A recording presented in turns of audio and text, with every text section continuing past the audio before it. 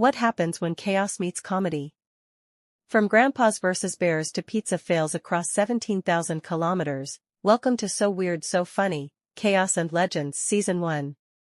It was supposed to be just another day in Russia, until Yusuf, an 80-year-old shepherd, turned into the most unexpected MMA fighter you've ever heard of.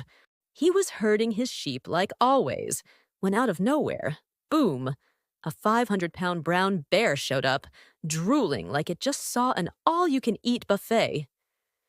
Any normal guy would run.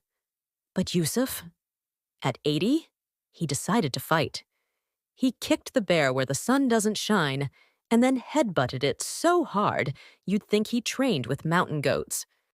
The bear, probably shocked it just got bullied by a grandpa, yeeted Yusuf off a cliff and walked away to find easier dinner. And here's the plot twist.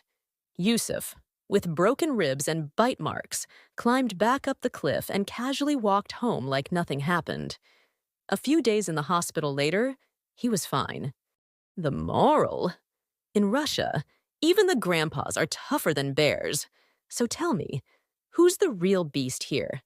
The bear or Yusuf, the 80-year-old goat-headed legend?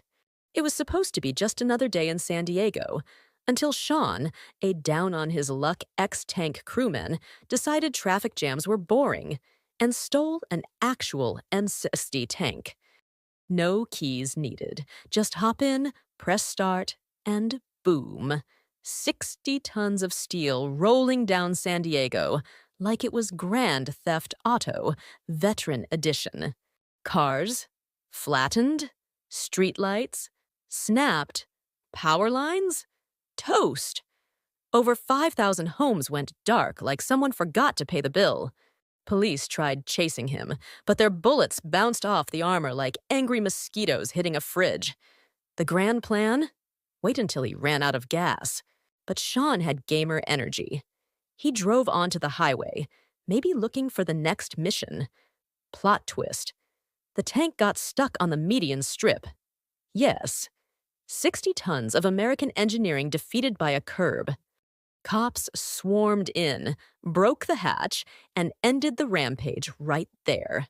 Sean's ride lasted barely half an hour, but it's still one of the weirdest real-life GTA episodes ever recorded. So tell me, was Sean the driver, the villain, or just the unluckiest gamer in San Diego history? It was supposed to be just another calm night in Melbourne, Australia, March 31st, 1978. Inside the Waiters Club, diners were enjoying a quiet meal until the door slammed open. In stormed a young thug named Amos Atkinson, shotgun in hand, backed by his buddy Robert Williams. Within seconds, they had 30 terrified customers lined up as hostages. Amos wasn't here for money. No, he wanted something far crazier: the release of his old prison mentor, the notorious crime boss Chopper Red. Police had 24 hours to free him. Or else. Officers surrounded the block, but refused to play along. Negotiations stretched for hours. Amos grew restless, waving his gun, shouting threats. The city braced for tragedy. But then the police unveiled their secret weapon. Not a SWAT team, not tear gas, but Amos's own mom. Mrs. Atkinson showed up at the scene still in her nightgown, clutching a handbag. She marched straight through the police line, walked into the restaurant as if it were her own kitchen, and confronted her son. Witnesses say she smacked him over the head with her purse, then scolded him. "Enough! Put it down! You're coming with me!" And unbelievably, it worked. Amos dropped the shotgun, released the hostages, and surrendered quietly. He was later sentenced to 5 years in prison. Turns out, the most powerful weapon that night wasn't bullets, bombs, or backup. It was Mom's handbag. It was supposed to be just another quick lunch run. But for one woman in Cleveland, fast food wasn't fast enough, or meaty enough. She walked into KFC dreaming of golden, crispy skin, juicy chicken, a bucket full of happiness. But when she opened her order, her smile collapsed. What she saw wasn't Kentucky Fried Chicken. It was Kentucky Fried Breading. Most customers would sigh, maybe demand a refund or rant online. But not this woman. She believed justice must be served. Extra crispy. So she picked up her phone and dialed 911. Hello, police? I'd like to report. My chicken doesn't have enough meat. Dispatchers froze. They had heard robberies, shootings, cats stuck in trees. But this was their first poultry-related crime. Officers gently explained 911 is for emergencies, not fried chicken complaints. But the call was logged forever. Insufficient meat on chicken. She never got her refund. But she did get something else. A place in internet history. Because when life gave her too much breading, she called the cops. What happens when a 5-pound Pomeranian meets a 200-pound bear? This isn't a fairy tale. It really happened. It was supposed to be just another lazy afternoon in Vancouver, Canada. Kayla was in the bathroom, thinking nothing could disturb the peace. Then came the sound that shattered it all. First, a bark. High-pitched, frantic, relentless. Then the scratching of paws, the thud of claws against the floor. Kayla froze. Dogs don't scream warnings like that without a reason. She stepped out, glanced toward the living room, and her blood ran cold. A massive black bear was already inside, nose twitching, claws tapping against the wood. It nosed at the pantry, pawed at the counter, like a burglar casually shopping for dinner. Most pets would bolt. Most people, too. After all, 200 pounds of fur and teeth in your kitchen isn't cute. But Scout, all 5 pounds of him, wasn't wired for fear. The fluffball puffed up, teeth bared, eyes blazing. He let out a growl that seemed far too big for his tiny body. And then he launched. A streak of fur, a whirlwind of yaps, a pint-sized tornado slamming straight at the intruder. The bear blinked. One step back. Another. Then panic seized it. In a scramble of fur and claws, it spun, bolted through the door, and vanished into the woods like a thief caught red-handed. Neighbors couldn't believe it. A 5-pound hero had just chased off 200 pounds of raw wilderness. Because bravery isn't measured in size. It's measured in heart. So weird. So funny. What happens when a dog walks onto the world's biggest talent stage and opens his mouth not to bark, but to sing? This isn't a meme. It really happened. It was supposed to be just another audition night. The judges had seen dancers, magicians, fire eaters.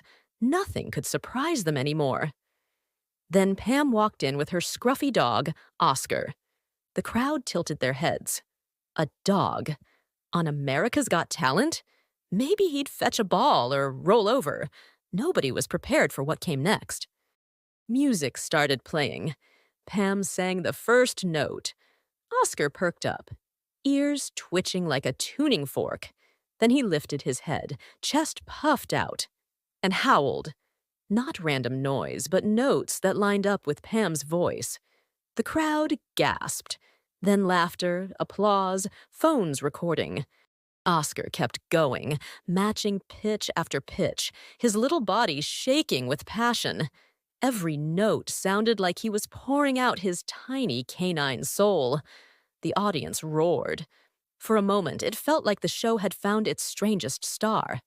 But the judges? Not impressed. Simon squinted, lips pressed thin, like he couldn't decide between awe and horror. Mel B covered her ears, shaking her head, and finally blurted out, "It was actually torturing my ears." The audience booed, some defended Oscar, some laughed even harder. A dog had just sung live on TV, won the crowd, lost the judges, and wagged his tail like nothing happened. Because sometimes America's Got Talent delivers true talent, and sometimes it delivers a howling punchline. What happens when a passenger turns a boarding gate into his personal strip club? No Vegas lights, no stage, just Boston Logan Airport, where travelers got a free show they never asked for. It was supposed to be just another quiet wait. Families scrolling, kids whining, business travelers sipping coffee. Boarding announcements echoed calmly. Nothing unusual until one man stood up. At first, people thought he was stretching. Then came the jacket, the shoes, the shirt, one by one tossed aside.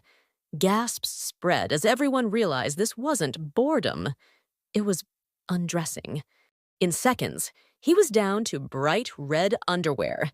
He strutted, posed, even turned around to moon the entire crowd. Some people screamed, others laughed so hard they nearly dropped their bags. Dozens of phones went up. Half the gate covered their kids' eyes, the other half treated it like stand-up comedy. He rolled on the floor, struck yoga poses, grinned like a rock star. It wasn't a delay anymore. It was the weirdest pre-boarding show ever. Security rushed in. The man struck one final pose before being tackled gently. Applause erupted. No threats, no danger. Just one man, one bad idea, and one unforgettable pair of red boxers. So weird. So funny. Imagine a criminal so polite. He actually apologized for being late to pick up his ransom money. It was supposed to be just another calm day in Berlin. But in the 90s, calm didn't last long, because one bizarre name kept echoing across Germany. Dagobert. Dagobert wasn't a mob boss, not a spy. He was a failed cartoonist obsessed with Disney's Scrooge McDuck. His ransom notes? Signed with the duck's name. His bombs? More like puzzle toys than weapons. For years, cops chased him like a phantom. He slipped away, left riddles, even apologized when he missed a money drop. The media couldn't resist. Was he a villain or a folk hero? In 1994, police finally cracked the riddle tracking one careless phone call. The legend of Dagobert ended not with an explosion, but with handcuffs. And here's the kicker. After prison, he went back to his childhood dream, becoming an artist. From chaos to cartoons, the DuckTales bandit waddled into legend. Imagine walking up to an ATM, and instead of cash, it spits out a note, "Help me, I'm trapped inside." It was supposed to be just another routine repair job in Corpus Christi, Texas, 2017.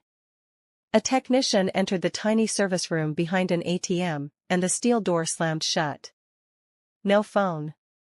No way out. So he started scribbling desperate messages on scraps of paper, and pushed them through the money slot. Customers froze.